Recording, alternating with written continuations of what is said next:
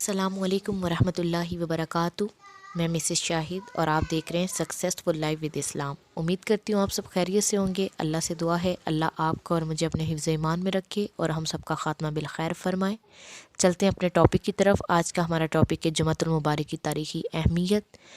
ویسے تو تمام دن اور راتیں اللہ تبارک و تعالیٰ کی تخلیق کرتا ہے، لیکن فی نفسی ان میں کوئی برتری نہیں ہے، لیکن ان دنوں میں وقوع پذیر ہونے والے واقعات انہیں ذی قدر بنا دیتے ہیں، جیسے کہ نزول قرآن کی ليلۃ القدر کا شرف پانا اور ولادت مسیح کا اسی دن ہونا۔ اس فطری قانون کے تحت دیکھا جائے تو یوم جمعہ کو تاریخی مذاہب و عوالم کے متعدد اہم واقعات سے خاص تعلق رہا ہے۔ مثلاً اسی دن زمین کے ہر خطے سے مٹی جمع کر کے سیدنا آدم علیہ السلام کا پتلا تیار کیا گیا، اور اسی دن یعنی یوم جمعہ کو ہی اس میں روح پھونکی گئی۔ یوم جمعہ کو ہی وہ مسجود ملائک بنے۔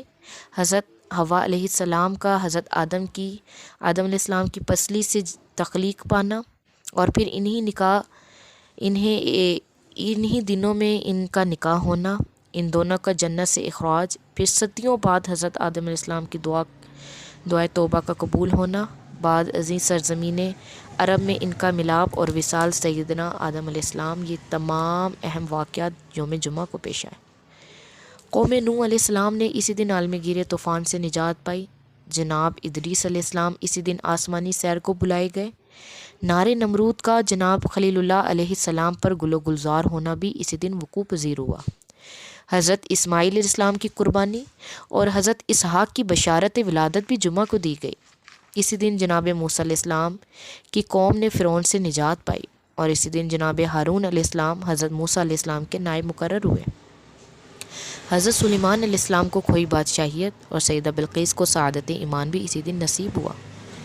اسی دن جناب یعقوب علیہ السلام کو بچھڑا بیٹا حضرت یوسف علیہ السلام اور جناب ایوب علیہ السلام کو شفائے کاملہ کا ملنا، حضرت ادریس علیہ السلام کو معراج آسمانی اور حضرت زکریا علیہ السلام کو ولادت یحییٰ کی بشارت بھی اسی دن ملی۔ وقوع قیامت کا حادثہ بھی اسی دن پیش آئے گا۔ اسی دن دربار خداوندی سجے گا، جنتی جنت میں داخل ہوں گے اور انہیں دیدار الہی نصیب ہوگا۔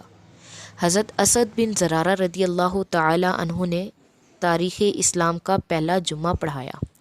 الغرض انسانی تاریخ کے ہزاروں اہم واقعات کا تعلق اسی دن سے ہے، اسی بنا پر یہ دنوں کا سردار کہلاتا ہے، جیسا کہ حدیث پاک میں ہے الجمعۃ سید الایام، کہ جمعہ تمام دنوں کا سردار ہے۔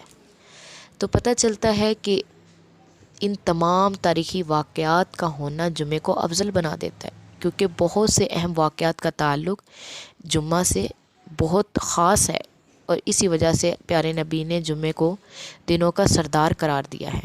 امید کرتی ہوں آج کی ویڈیو پسند آئی ہوگی۔ ملتے ہیں نیکسٹ ویڈیو میں، تب تک کے لیے اپنا خیال رکھیے گا۔ اللہ حافظ۔